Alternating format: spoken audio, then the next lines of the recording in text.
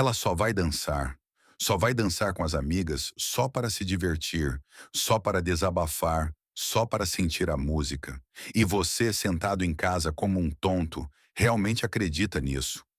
Você realmente se convence de que a sua mulher, vestida com esse vestido que mal cobre nada, com a maquiagem feita como se fosse para um ensaio fotográfico, usando saltos que custam o que você ganha em um dia, vai a um ambiente escuro cheio de homens bêbados, transbordando energia sexual só para dançar. Deixe-me perguntar uma coisa, e quero que você realmente pense nisso. Quando foi a última vez que você viu homens irem à boate só para dançar? Quando foi a última vez que você e seus colegas disseram: Ei, vamos para a boate hoje à noite só para mover nossos corpos ao ritmo da música? Nunca. Sabe por quê? Porque as boates não são para isso. Nunca foram para isso. As boates são mercados, mercados sexuais. E todo mundo sabe disso, exceto você, ao que parece.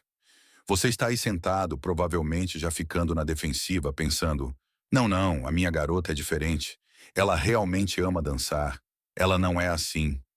Irmão, acorda. Acorda de uma maldita vez. A sua garota não é diferente. As leis da natureza humana não param de se aplicar de repente porque você está apaixonado por ela.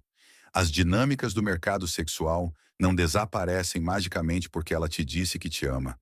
Mas é isso que realmente me tira do sério. O que realmente mostra o quão profundo você está no engano. Ela te diz que precisa do espaço dela, precisa da liberdade dela, precisa do tempo com as amigas. E você não só aceita, mas defende isso. Você foi programado tão bem, treinado tão perfeitamente, que realmente argumenta contra os seus próprios interesses. Diz que é saudável que os casais tenham atividades separadas. Diz que a confiança é a base de um relacionamento. Diz que não é um desses namorados controladores. Enquanto isso, deixe-me pintar uma imagem do que realmente está acontecendo enquanto você está em casa, sendo compreensivo e seguro. Ela está naquele banheiro tirando outra selfie, ajustando o vestido para mostrar o justo, mas não demais. Mas espere, para quem ela está mostrando? Para as garotas, para as amigas que estão com ela? Não, não, não. Ela está se calibrando, está se preparando para entrar naquele mercado e quer garantir que o seu valor seja exibido ao máximo. A música toca, os drinks fluem e, de repente, ela está naquela pista de dança. E sim, ela está dançando. Mas dançando com quem? Perto de quem? Para quem? Porque deixe-me dizer algo sobre a psicologia feminina que toda mulher sabe, mas nunca admitirá.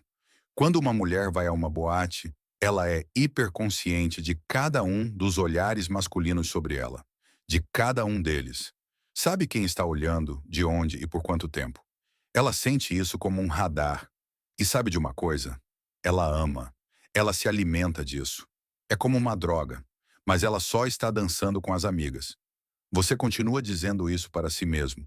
Continua se apegando a essa imagem da sua namorada inocente, simplesmente se movendo com as amigas, rindo, se divertindo inocentemente. Mas o que você não vê, o que você se nega a ver, é que cada movimento, cada jogada de cabelo, cada risada, cada gesto é realizado com a consciência de ser observada. E não observada por mulheres, observada por homens. É aqui que começa esse vício na dopamina da atenção. Primeiro são apenas os olhares. Ela diz a si mesma que não pode controlar quem olha para ela, certo? Ela só está dançando. Se os homens querem olhar, o problema é deles. Mas depois ela nota como se sente bem. Essa validação, esse poder, essa confirmação de que ela ainda tem o que é preciso, de que ainda pode comandar a atenção masculina. E como qualquer vício, ela precisa de mais. Então, na próxima vez, talvez o vestido seja um pouco mais curto, a dança um pouco mais provocativa. Talvez ela faça contato visual com aquele cara do outro lado da sala, só por um segundo, só para ver se ele ainda está olhando. Continua sendo inofensivo, certo? Ela não está fazendo nada de errado, só está dançando. Mas depois chega na abordagem. Algum cara encorajado pelo álcool e pelos sinais dela, porque sim, ela está enviando sinais, admita ela ou não, se aproxima, quer pagar um drink, quer dançar. E o que ela faz? Corta ele imediatamente. Diz, tenho namorado logo de cara. Ou aproveita só por um momento.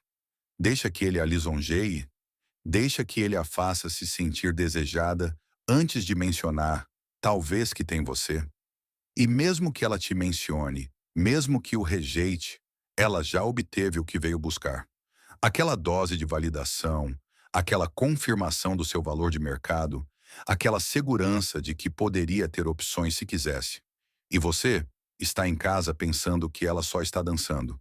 Deixe-me contar algo que presenciei no mês passado. Eu estava em um lounge, nem era uma boate, apenas um lounge, e vi como toda essa cena se desenrolava. Um grupo de mulheres todas produzidas, tomando shots, comemorando algo. Uma delas, com o anel de casamento claramente visível, é o centro das atenções. Está dançando, rindo, vivendo a sua melhor vida, como dizem. Em 20 minutos, ela tem 3 caras diferentes, girando em volta, pagando drinks para a mesa inteira, e ela está absorvendo tudo. Tocando nos braços deles quando ri, inclinando-se para perto para ouvi-los acima da música, mexendo no cabelo, todos os sinais clássicos. As amigas dela estão facilitando, encorajando. Você merece se divertir. Só se vive uma vez. O que acontece na noite das garotas, fica na noite das garotas. E essa mulher casada, está colecionando números de telefone apenas como amigos, deixando os caras colocarem as mãos na cintura dela só para dançar, desaparecendo no banheiro com seu novo amigo para apenas conversar, onde é mais silencioso. Acha que a sua garota é diferente? Acha que quando ela sai com as amigas, elas são a voz da razão? Não, não, não. Elas são a voz da tentação. São as que dizem, ele é gato, vai falar com ele. São as que dizem, você ainda não é casada. São as que criam a estrutura de permissão para um comportamento que ela nunca teria sozinha. Isso é o que me mata. Se você quisesse ir pescar com seus colegas, se quisesse ir a um bar de esportes ver o jogo, se quisesse fazer qualquer coisa que fosse exclusivamente masculina, de repente há um problema. Por que você tem que ir sem mim? O que você vai fazer lá que não pode fazer comigo? Vai ficar olhando para outras mulheres? A hipocrisia é tão densa que você poderia cortá-la com uma faca. Ela pode ir a um ambiente projetado literalmente para exibição sexual e rituais de acasalamento. Mas você não pode ir a um lago com seus amigos. Ela pode rebolar em uma sala cheia de homens bêbados, mas você não pode tomar uma cerveja com seus colegas sem dar sinal de vida a cada hora. Ela precisa de liberdade e espaço, mas você precisa de supervisão. E Deus livre que você aponte esse padrão duplo. Deus livre que você diga, ei, não me sinto confortável com você indo a boates. De repente, você é um controlador. É um inseguro. É tóxico. Tem problemas de confiança. Precisa trabalhar em si mesmo. Todo o vocabulário moderno da terapia e da autoajuda é usado como arma contra você. Limites são saudáveis, a menos que sejam os seus limites. O espaço pessoal é importante, a menos que seja o seu espaço pessoal. A confiança é essencial, a menos que seja você quem pede um comportamento digno de confiança. Sabe o que realmente está acontecendo aqui? Você está financiando a sua própria humilhação. Aquelas unhas que ela fez, foi você quem pagou. Aquele vestido, seu cartão de crédito, a maquiagem, o cabelo, os saltos, a bolsa, o Uber para a boate. Tudo financiado por você. Você está literalmente pagando para que ela se apresente no mercado sexual, enquanto você fica em casa como um bom menino. Pense nisso por um segundo. Pense de verdade. Você trabalha a semana toda, se estressa com as contas, sacrifica seus desejos e necessidades, tudo para que ela esteja o mais bonita possível para quem? Para você? Mas você nem está lá. Você está em casa. Então, para quem é toda essa apresentação?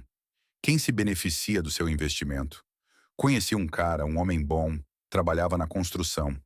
Toda sexta-feira chegava o salário dele, e toda sexta à noite, a garota dele precisava de dinheiro para a noite de festa dela. Cabelo 80 euros, unhas 60 euros, roupa 100 euros, Uber de ida e volta 40 euros, drinks. Bem, ela dizia que pagaria os dela, mas de alguma maneira sempre precisava de outros 50 euros. Toda sexta, Quase 300 euros do seu dinheiro ganho com esforço iam para que ela se apresentasse diante de outros homens. E ele achava que estava sendo um bom namorado. Achava que estava sendo compreensivo. Estava sendo um idiota. E a parte mais doentia, a parte que deveria te acordar se nada mais o fizer, é que ela sabe exatamente o que está fazendo. As mulheres não são estúpidas, não são ingênuas, sabem o que são as boates, sabem o que esse ambiente representa, sabem o que os homens estão pensando quando as veem dançar, sabem de tudo, mas aprenderam que podem ter tudo, podem participar desse comportamento e, se você se opuser, você é o problema. Só quero dançar. Tá bom, então dance em casa. Coloque música na sala e dance. Não é a mesma coisa. Por quê? O que é diferente? Eu te digo o que é diferente. O público. O público masculino. A atenção, a validação, as opções exibidas diante dela como um buffet. Quer saber quando as mulheres realmente vão às boates só para dançar? Quando estão solteiras e procurando, quando estão infelizes no relacionamento e estão testando o terreno, quando querem se sentir desejadas porque você já não faz mais elas se sentirem assim, ou quando já se desconectaram emocionalmente e estão procurando o seu substituto. Mulheres felizes, satisfeitas e comprometidas não precisam ir a boates. Não precisam dessa validação de estranhos. Não precisam se exibir no mercado. Não precisam testar seu valor de mercado. Por quê? Porque não estão no mercado. Estão fora do mercado. Já tomaram sua decisão e estão seguras dela. Mas a sua garota, ela precisa ir. Ela precisa. Não pode faltar. As amigas dela vão e ela tem que estar lá. É o aniversário de alguém. É noite das garotas. Sempre há uma razão, sempre uma desculpa, sempre uma justificativa. E você, treinado como uma foca de circo, não só permite, mas defende isso diante de qualquer um que questione. Deixe-me falar de um cara que eu conheço. Um homem de sucesso, bonito, trata a mulher como uma rainha. Ela começa a sair com as amigas solteiras, só para dançar, só para se divertir. Ele confia nela completamente. 6 meses depois, ela está enviando mensagens para um cara que conheceu na boate. Só amigos, só conversa. 2 meses depois disso, se encontra com ele para tomar um café. Só para colocar o papo em dia. 1 mês depois disso, ela foi embora. Mudou-se com o cara da boate. E sabe de uma coisa? Ela disse para todo mundo que o meu amigo era controlador e que ela precisava de alguém que lhe desse liberdade. Esta é a progressão. É assim que acontece. Não tudo de uma vez, não dramaticamente, mas lenta e gradualmente, cruzando um limite de cada vez. Primeiro, é só olhar, depois é só dançar perto dos caras, depois é só aceitar um drink, depois é só trocar o Instagram, depois é só trocar mensagens, depois é só se encontrar como amigos, depois é só um beijo, depois é só... E em cada etapa, se você se opuser, você é o malvado, é um inseguro, é um controlador, é tóxico. Todo o peso da cultura moderna cai sobre você por se atrever a sugerir que talvez, só talvez, a sua mulher não devesse estar se exibindo em um mercado sexual estando em um relacionamento sério. Isso é o que os homens precisam entender e o que as mulheres nunca admitirão. Para que uma mulher se sinta verdadeiramente segura em um relacionamento, ela precisa saber que o seu homem tem limites. Precisa saber que ele se valoriza o suficiente para não aceitar falta de respeito. Precisa saber que ele não está tão desesperado para mantê-la a ponto de tolerar qualquer coisa. Mas no que você se tornou? No que a maioria dos homens modernos se tornou? Escravos castrados que estão tão aterrorizados de serem chamados de controladores que abriram mão de todo o meu controle. Tão assustados de perdê-la que já perderam o respeito dela. Tão desesperados para serem vistos como um namorado legal e compreensivo que se tornaram uma piada. Ela vai para a boate e você não só permite, como a leva de carro. Paga para ela se produzir. Diz para ela se divertir. Fica em casa olhando o celular, esperando que ela te mande uma mensagem enquanto ela está rebolando em uma pista de dança, se sentindo desejada, se sentindo procurada, sentindo todas as coisas que deveria estar sentindo com você. Mas não sente porque você se tornou tão seguro, tão previsível, tão absolutamente sem dentes que não inspira nenhuma paixão, nenhuma emoção, nenhum desejo genuíno.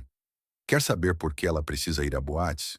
Porque você se tornou chato, você se tornou uma utilidade, você é a opção segura, o provedor, o sistema de apoio emocional. Mas não é o homem que a faz se sentir viva. Não é o homem que a faz se sentir desejada. Não é o homem que a faz se sentir como uma mulher. Então ela vai buscar esse sentimento em outro lugar. E você não só deixa, como facilita. E então, quando tudo desmorona, quando ela te deixa por alguém que conheceu na boate, ou através dos círculos sociais que as boates criam, quando ela te diz que vocês se distanciaram, que ela precisa se encontrar, que te ama, mas não está mais apaixonada por você, você vai ficar em choque, vai ficar destruído, vai se perguntar o que deu errado. O que deu errado é que você acreditou na mentira. Acreditou que ela só ia dançar. Acreditou que as boates em 2025 são apenas espaços de diversão inocente. Acreditou que a sua mulher é de alguma forma imune a milhões de anos de psicologia evolutiva, a natureza humana básica, as dinâmicas fundamentais da atração sexual e do valor de mercado.